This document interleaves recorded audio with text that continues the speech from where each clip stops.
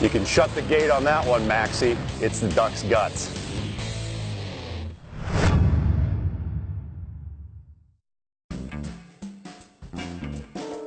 Over 3 decades ago, 50-year-old Dale Walter from Michigan set his heart on recreating one of cinema's most iconic cars. Mad Max is one of my very top favorite movies of all time. And when I was sitting there in the theater and they rolled out that car in the scene in the garage where they first show it to him, I turned to my friend and I said, someday I'll own that car.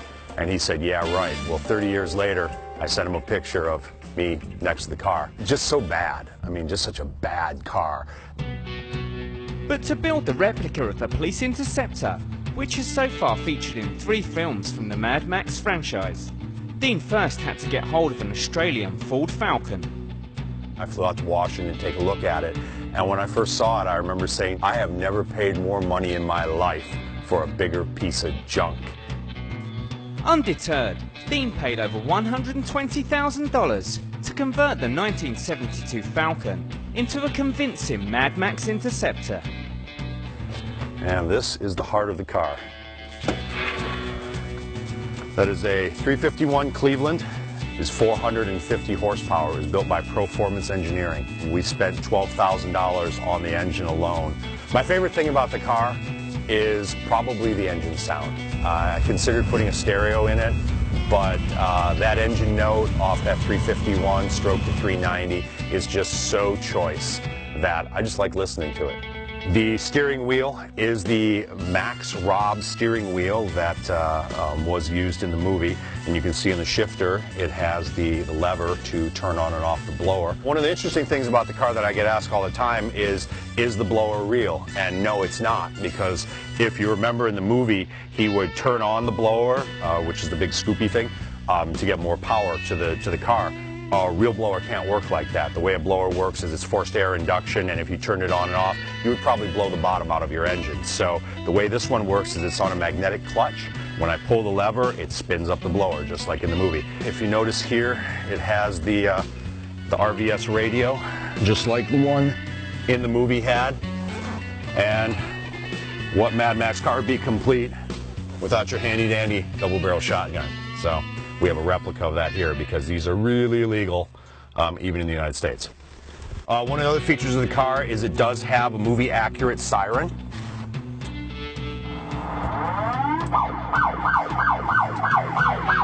It also has a movie-accurate horn. And like the car in the movie, we have a PA system, as a police car would. Hey, you, stop. Hey, you know you're a turkey, like Goose says in the movie. When I first saw the car after it was rebuilt, I was absolutely stunned, absolutely stunned.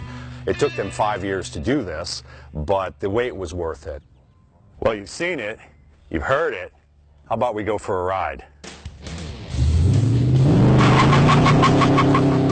The Interceptor always turns heads, even on the highway. You get all kinds of odd looks. You get either, boy, that car looks familiar, or people whose eyes light up and they go, that's the Mad Max car.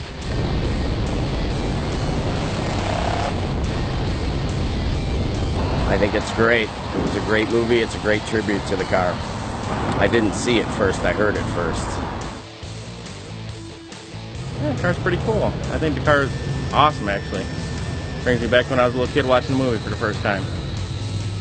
And the car's also attracted the attention of some other Mad Max buffs who are keen to get their hands on the wheel. I get asked a lot of times, would I sell the car?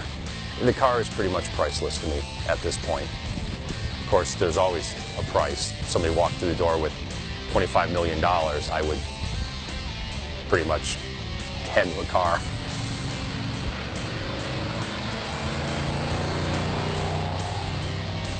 You know, this was such a dream for so long, 30 years, to now be sitting here behind in my own Mad Max Interceptor.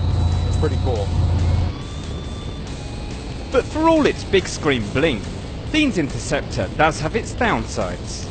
I often wonder how it would fare in a post-apocalyptic wasteland, and I think not so well. simply because it gets about 6 miles to the gallon. And, you know, you could tell in the second movie Max added those huge tanks. There's a reason for that. This thing sucks gas like it's going out of style. So for that reason, not so well.